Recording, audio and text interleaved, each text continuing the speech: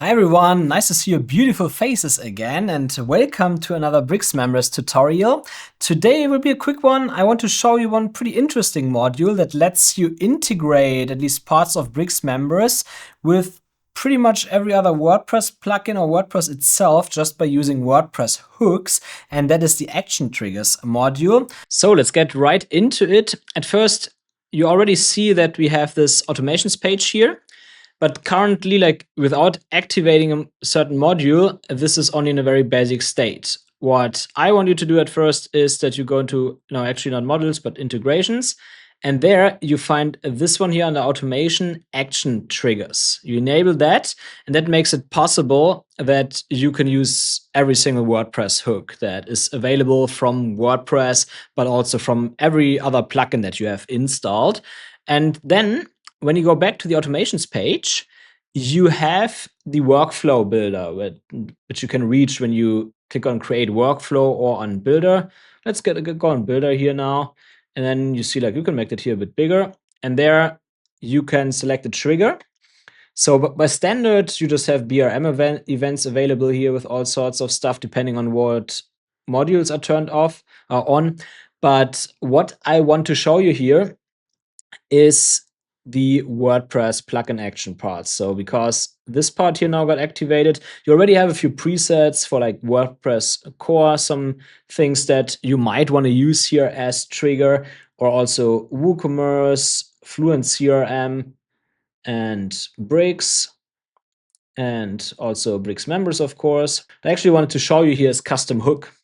So when you have the custom hook preset group activated, then you can type in here every hook that is being fired in WordPress, either by WordPress or by any plugin that you've installed. Then you can select the priority in case you have some problems, something doesn't work as expected, then you might want to raise that here.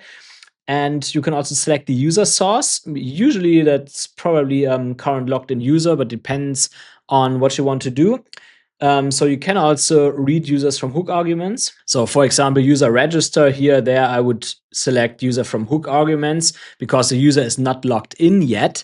So it makes sense to use the user that has been registered.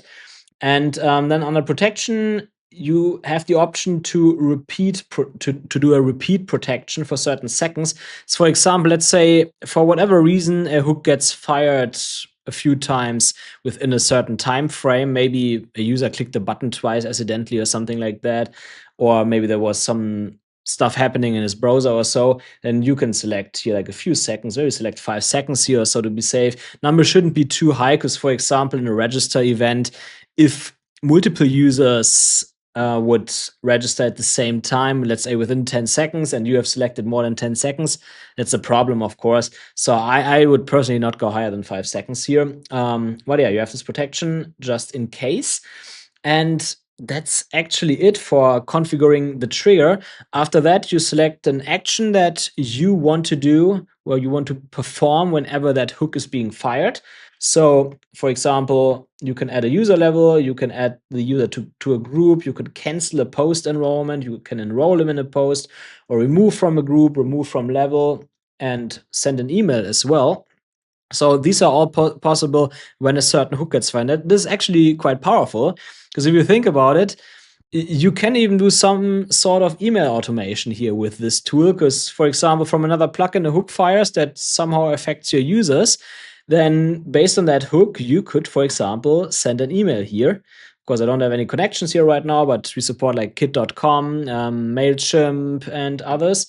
So you just can select this connection here, then like the provider and email template and all of that stuff, and then you can send emails. What you would usually use it for, of course, is adding a level, for example, a user level. So here, for example, if I would now select setup here level BricksMembers mastery, for example, then whenever now a user registers, because then the hook gets fired here, this user would get the BricksMembers mastery user level automatically assigned. So when I'm talking about levels here, by the way, I mean under user levels, the levels that you've set up here.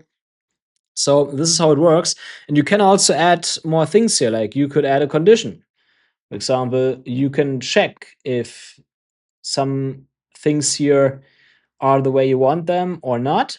So that makes it even more powerful. And you can add even more actions, or you can add timing here. Maybe you want to send an email after a certain hook has been fired, after a certain delay, or on a certain schedule, like reminder schedule, like all sorts of stuff here. So it's actually pretty powerful what we have here.